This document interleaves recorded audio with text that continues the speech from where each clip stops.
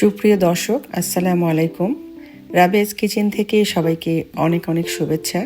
আশা করছি সবাই ভালো আছেন। আজ আমি হাজির হয়ে গেলাম আপনাদের জন্য ভীষণ মজার অর্থাৎ রাজকীয় স্বাদের চিকেন কোরমা রান্না করার জন্য। আর এই চিকেন কোরমাটা এতটাই টেস্ট যে আপনারা রান্না করলেই বুঝতে পারবেন। আশা করছি আমার আজকের এই রেসিপিটি আপনাদের অনেক ভালো লাগবে। আর ভালো লাগলে অবশ্যই লাইক, কমেন্ট ও শেয়ার করবেন বেশি বেশি। যারা আমার চ্যানেলটি এখনও সাবস্ক্রাইব করেননি, প্লিজ সাবস্ক্রাইব করে নেবেন, যাতে করে আমার আরও মজার মজার রেসিপিগুলো আপনারা সহজে পেয়ে যান। তো চলুন দেখিয়ে দিচ্ছি এই কোরমাটা রান্না করতে কি কি লাগছে আর কিভাবে করতে হবে। এখানে আমি চিকেন কোরমা রান্না করার জন্য যে ইনগ্রিডিয়েন্টগুলো সাজিয়ে নিয়েছি তা মূল রান্নার সময় নাম ও পরিমাপগুলো আপনাদেরকে এক এক করে বলে দেব। প্রথমে এখানে আমি 1 কেজি 400 গ্রামের একটা মুরগি নিয়ে 8 পিস করে নিয়েছি। কোরমা রান্নার ক্ষেত্রে এরকমই রান ও থান আলাদা করে একটা মুরগিকে 8 পিস করে নিতে হবে।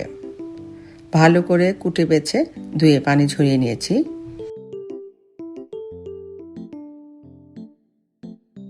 এবার এতে সামান্য লবণ ও 1 টেবিল চামচ টক দই দিয়ে ম্যারিনেট করে আধা ঘন্টার মতো আমি ঢাকনা দিয়ে রেখে দেব।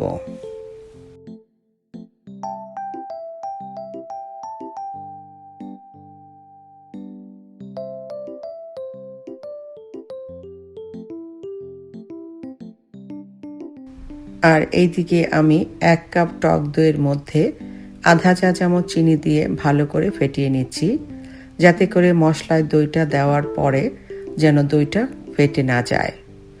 অনেকেই রোস্ট এবং কোরমা রান্না করার সময় দইটা ফেটে যায় বলে। আপনারা অবশ্যই এই টিপসটা ফলো করবেন, আপনাদের দইটাও ফেটে যাবে না। চুলায় একটা প্যান বসিয়ে তাতে দিয়ে দিচ্ছি 2 টেবিল চামচ রান্নার তেল আর 2 টেবিল চামচ ঘি। এই ঘিটা আমার বানানো, এর লিঙ্কটা আমি নিচে ডেসক্রিপশন বক্সে দিয়ে দিব, আপনারা চাইলে সেখান থেকে দেখে নিতে পারেন। পেঁয়াজ কুচি মাঝারি সাইজের একটি, প্রায় হাফ কাপের মতো। পেঁয়াজগুলো একটু ভাজা ভাজা হলেই আমি দিয়ে দিচ্ছি দারুচিনি 2 পিস মাঝারি সাইজের। দারচিনিগুলোকে একটু ভেঙে ছোট ছোট করে দিচ্ছি। এলাচ 5-6টি। এলাচের মাথাটা একটু খুলে দিলাম ফ্লেভারটা ভালো আসার জন্যে। লবঙ্গ 6-7টি, গোলমরিচ 6-7টি, তেজপাতা 4টি। এগুলোকে একটু হালকা ভাজা ভাজা করে নেব।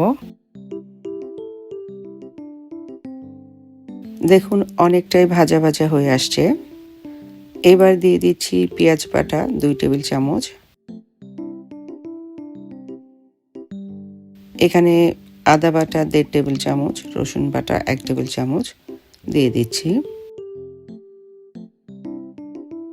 নেড়ে চেড়ে মিশিয়ে নিচ্ছি। আর দিচ্ছি মরিচ গুঁড়া 1 চা চামচ, ধনে গুঁড়া 1 চা চামচ, লবণ পরিমাণ মতো, টক দই 1 কাপ। সবগুলো ভালো করে মিশিয়ে নিচ্ছি। এবার ঢাকনা দিয়ে তেল উপরে ওঠা পর্যন্ত মশলাগুলো কষাবো। মশলাগুলো কষানো হয়ে গেছে।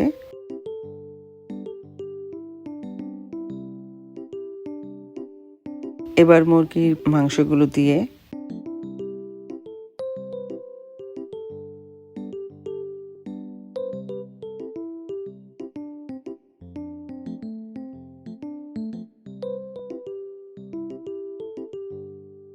এপিট ওপিট উল্টিয়ে পাল্টিয়ে মশলাগুলোর সাথে মিশিয়ে নেব।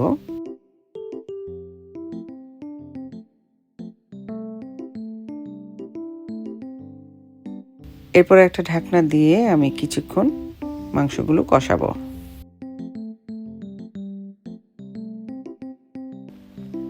মাংস প্রায় কষানো হয়ে গেছে।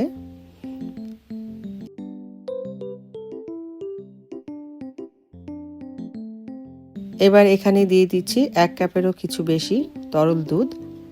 আপনারা যদি দেশি মুরগি বা হার্ড চিকেন নিতে চান তবে সেক্ষেত্রে দুধের পরিমাণটা একটু বাড়িয়ে দিবেন। এবার আবারও ঢেকে কিছুক্ষণ রান্না করব, প্রায় 5 থেকে 6 মিনিটের মতো রান্না করব। আর চুলার আগুনটা মিডিয়ামের চেয়ে একটু লোতেই থাকবে।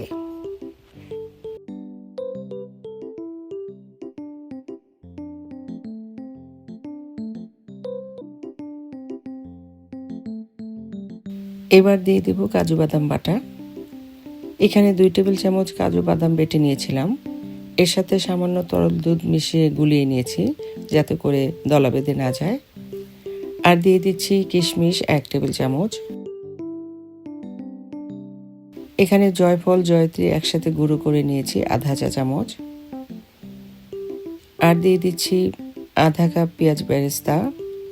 এর থেকে সামান্য একটু রেখে দেব ডেকোরেশনের জন্য। কাঁচামরিচ দিয়ে দিচ্ছি 5-6টি।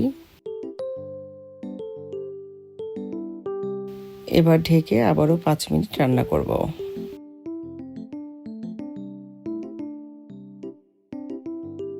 রান্নাটা একেবারে শেষের দিকে।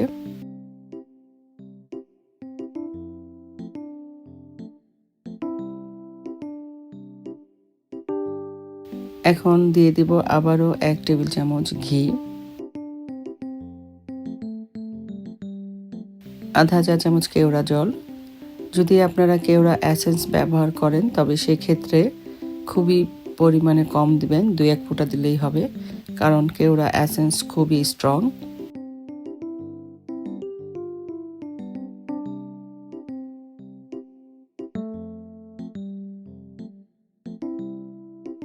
ভালো করে নেড়ে চেড়ে ঢেকে রাখবো কিছুক্ষণ। আর চুলাটা বন্ধ করে দিলাম। চুলার গরমে সুন্দর মতো উপরে তেল ভেসে উঠবে।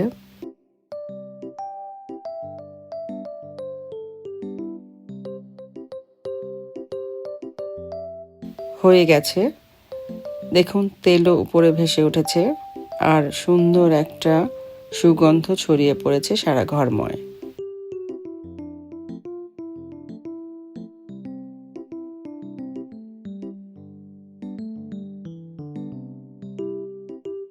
এবার একটা সার্ভিং ডিশে তুলে নিচ্ছি।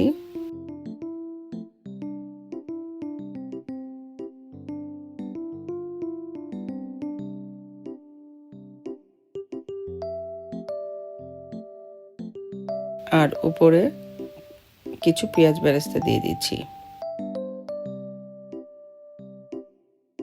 তো হয়ে গেল আপনাদের জন্য ভীষণ মজার রাজকীয় স্বাদের চিকেন কোরমা।